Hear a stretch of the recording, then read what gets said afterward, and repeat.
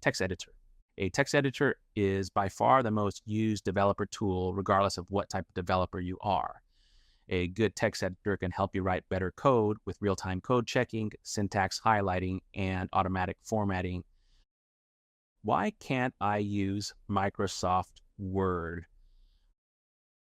Rich text editors such as Microsoft Word and LibreOffice Writer are great for writing a paper, but the features that make them good at creating nicely formatted documents make them unsuitable for writing code. A document created with these rich text editors has more than just text embedded in the file. These files also contain information on how to display the text on the screen and data on how to display graphics embedded into the document. In contrast, plain text editors such as VSCode and Sublime don't save any additional information. Saving only the text allows other programs like Ruby's interpreter to read and execute the file as code. Code editors. You can think of code editors as specialized web development tools. They are highly customizable and offer many features that will make your life easier. There is nothing worse than spending 2 hours trying to figure out why your program isn't working, only to realize that you missed a closing bracket.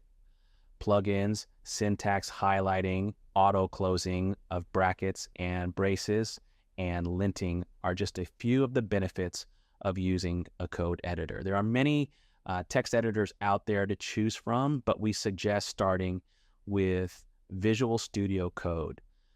Visual Studio Code, or just VS Code as it's commonly referred to, is an excellent free code editor. It has outstanding add-on support and great Git integration. VS Code is the most popular code editor among Odin students and moderators, so support is easy to find in the community.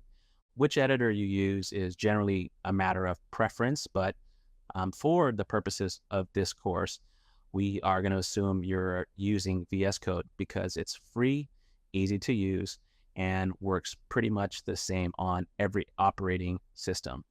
Keep in mind that this means you will not be able to get help if you are using a different text editor other than VS Code for the curriculum. As a reminder, if you're using a virtual machine, you should install VS Code on your VM. You're welcome to also install it on your host, obviously your Windows main OS, but ensure you have this critical tool inside your VM. Visual Studio Code installation. Choose your operating system, Linux, macOS, WSL2. Assignment. Familiarizing yourself with VS Code will allow you to save time and become more productive.